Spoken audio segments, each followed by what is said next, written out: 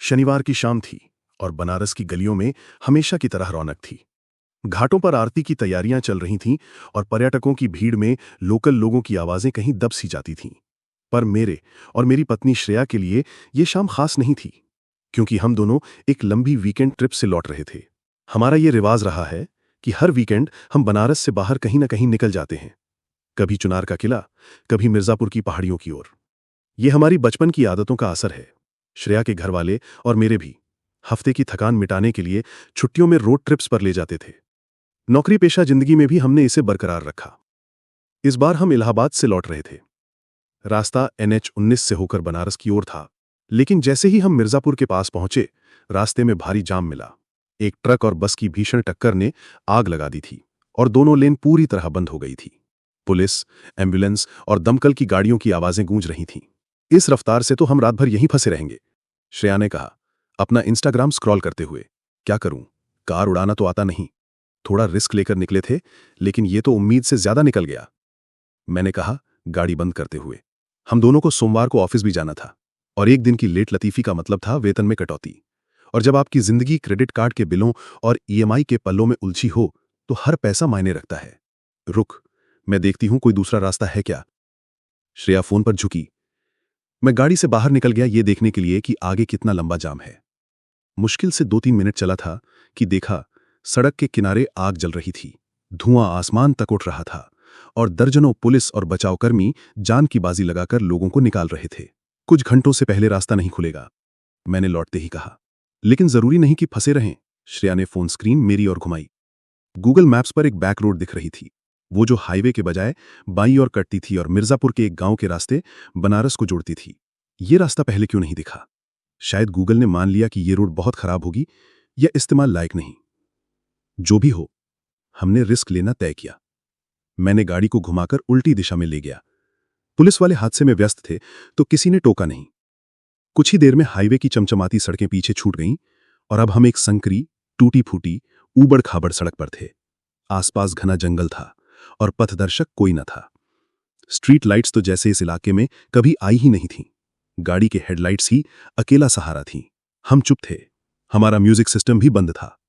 बस कभी कभी गाड़ी के नीचे से आती गड़गड़ाहट की आवाज या पेड़ों से गिरते पत्तों की सरसराहट हमारे कानों तक पहुंचती थी। ये रास्ता किसी हॉरर फिल्म से कम नहीं, श्रेया ने धीमे से कहा। मैंने उसकी बात का जवाब नहीं दिया, लेकिन भीतर से मेरी हालत भी वही थी। अचानक हमारी गाड़ी के सामने एक सफेद मारुति वैगनार खड़ी दिखी, बीच सड़क पर।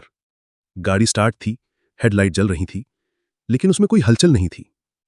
इस कच्ची सड़क पर दूसरी गाड़ी मिलना भी चौंकाने वाला था, और वो भी यूं बीच रास्ते पर। यही तो होता है फिल्मों में, कोई गाड़ी बीच में खड़ी मिलती है और फिर कुछ ऐसा कि इंसान का नामो निशान नहीं मिलता, श्रेया कांपती आवाज में बोली। मैंने बिना कुछ कहे डैशबोर्ड से अपनी लाइसेंसी पिस्तौल निकाली। मैंने मोबाइल का टॉर्च ऑन किया और धीरे धीरे उस गाड़ी की ओर बढ़ा। गाड़ी स्टार्ट थी, लेकिन अंदर कोई नहीं था। ड्राइवर सीट खाली थी। मैंने चारों ओर देखा, एकदम सन्नाटा, इतना गहरा सन्नाटा कि अपनी सांसें भी तेज लगने लगीं। पीछे की सीट पर एक बच्चे का कार सीट था, लेकिन वो भी खाली। मैंने दिमाग झटका और गाड़ी को न्यूट्रल में डालकर किनारे कर दिया ताकि रास्ता खाली हो जाए। जैसे ही गाड़ी से बाहर निकला, अचानक एक तेज दर्द भरी चीख जंगल से गूंजी। बचाइए, कृपया मदद कीजिए। शब्दों में कुछ गड़बड़ी थी, जैसे वो आवाज किसी मशीन से निकली हो, जैसे कोई इंसानी आवाज को नकल कर रहा हो। मेरे बच्चे को ले गया, कोई मेरी मदद करो। शब्द जंगली इलाके से आ रहे थे, ज्यादा दूर नहीं, शायद 20-30 कदम की दूरी पर। मैं बुरी तरह कांपने लगा, लेकिन किसी अजीब आकर्षण ने मुझे बांध लिया, मानो किसी ने मेरे पांव जकड़ लिए हों। मैंने टॉर्च का रोशनी उसी दिशा में डाली। वहां एक आकृति खड़ी थी, इंसान जैसी, लेकिन कुछ अलग था। उसका शरीर लंबा, असामान्य रूप से दुबला, आंखें एकदम बिना पलक झपकाए देखती हुईं, और हाथों में एक छोटे बच्चे की टांग, जो वो ऐसे खा रहा था जैसे कोई चिकन लेग। उसने मेरी ओर देखा और फिर मुस्कुराया, एक भयानक, कुरूप, खून से सनी मुस्कान। मैंने बिना एक पल गंवाए गोली चला दी, एक के बाद एक, पूरी मैगजीन खाली कर दी। आवाज जंगल में गूंज उठी, फिर सन्नाटा। मैंने जमीन से गिरा हुआ अपना फोन उठाया और तेजी से पीछे मुड़ने लगा। तभी बिल्कुल पास से वो आवाज फिर आई, इस बार गुनगुनाते हुए, तू तो चूक गया। मेरी रोंगटे खड़े हो गए। मैं भागा, जितना तेज भाग सकता था भागा और गाड़ी का दरवाजा बंद कर लॉक लगा दिया। मैंने इंजन स्टार्ट किया और बिना पीछे देखे गाड़ी दौड़ा दी। मोड़, गड्ढे, कुछ नहीं देखा, बस निकल भागा।